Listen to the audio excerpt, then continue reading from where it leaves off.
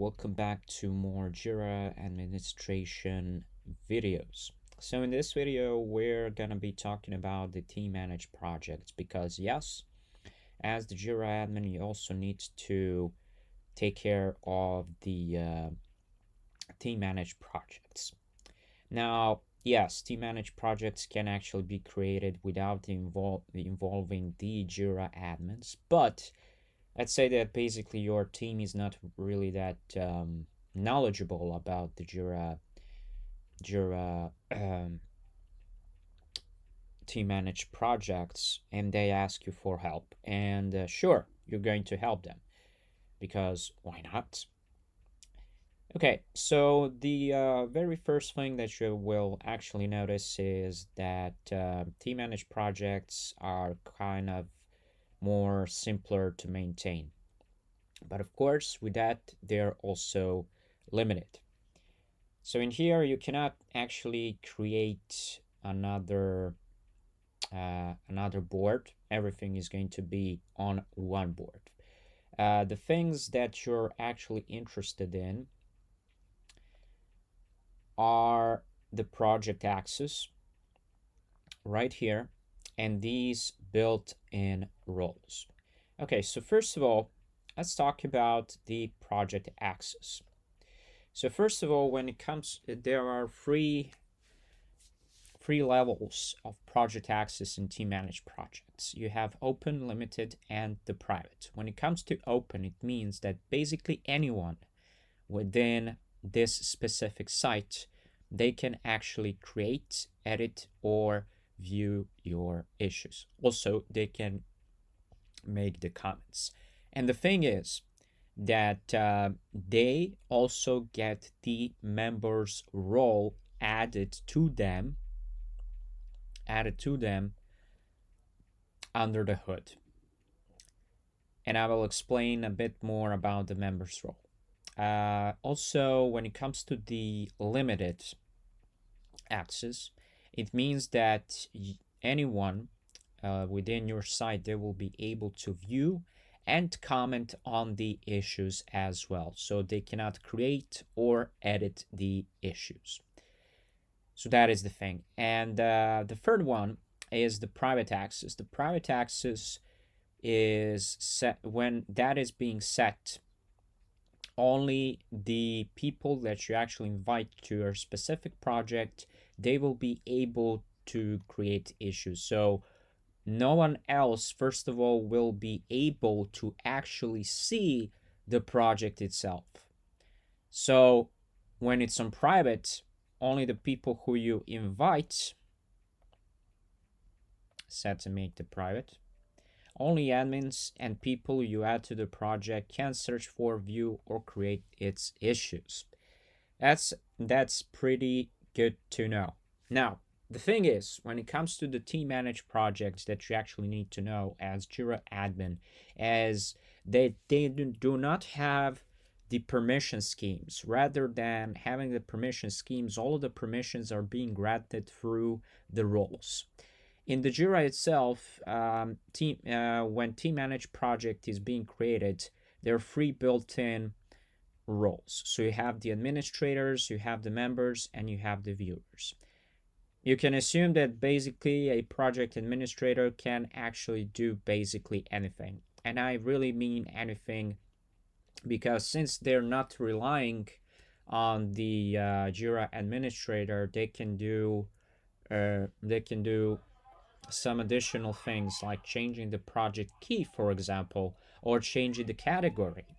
So the project admins within your company managed projects, actually they cannot really change the project key or the category itself. So that is a plus, if I can say, in the team managed projects.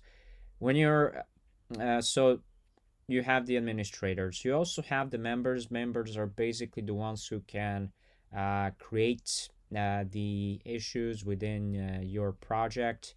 They can also edit them and they can also view them.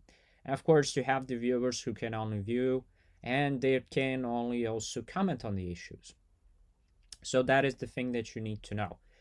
Also, when you're when you want to actually manage your roles, you can also create a new role within your team managed projects.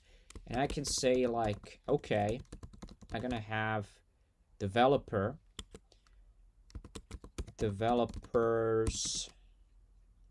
that need to create issues and be able to access the development section. Okay, this is what we have. So then another question is, so it's saying people in this role can actually do this, and then it's listed to administer the team managed projects, to manage team managed issues. So basically it means you need to look carefully in here. What do you want to be, what can you do? Access the development tools, yes. I can also assign any issue. All right, so to edit any issue, well, this is something that it shouldn't be done by them, and this is something that should be actually be done, let's say, by the product owner. Okay, so it's gonna say link any issue, log work on any issue, and it's saying interact with the time tracking field on any team managed Kanban issue. But actually this means that they would also add the work log on someone else's issue. This is not actually something that you want to have. Yeah, you can add the comments. They can also delete their own comments. They can edit own comments. Deleting of their own comments, well, basically, why should you delete something if you need to have a track of your historical data? Okay, so in here, right, delete any issue, no. Restore any archived issue. Well, this is specifically if also they have this role, but developers really don't care about that. They just want to be focused on their work. And I can say, okay, that's fair. Can I actually add someone in here? And I can say, yeah, sure, I can. I can add someone else. And developer role has been added. And now this user has the role of a developer. And also their permissions are based on those roles as well. So everything else, when it comes to turning on the features, when it comes to creating the automation, when it comes to defining the issue types in here. So when you define the issue types, what you can actually do also in here is you can edit your workflows for each of these issue types. So for task, I can go and I can click on edit the workflow, and I can edit the workflow from here. And the thing is, when I edit the workflow, I can have this workflow, this is going to be a new workflow editor. That might confuse someone because they're actually seeing a different things. Also, when it comes to columns and statuses, basically almost the same thing that you have for the company managed project. Instead of having the quick filters, you're having the custom filters in here that are working based on the checkboxes. Card cover images, that is something if you want to add as well, but that is also something that is optional.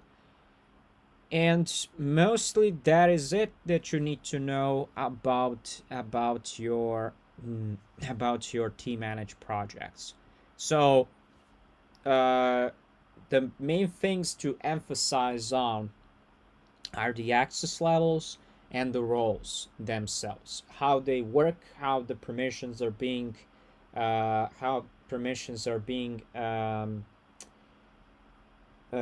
granted for those permissions, and that's it.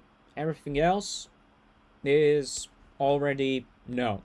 Okay, that is it for today's video. Don't forget to like, share, and subscribe to the channel. See ya.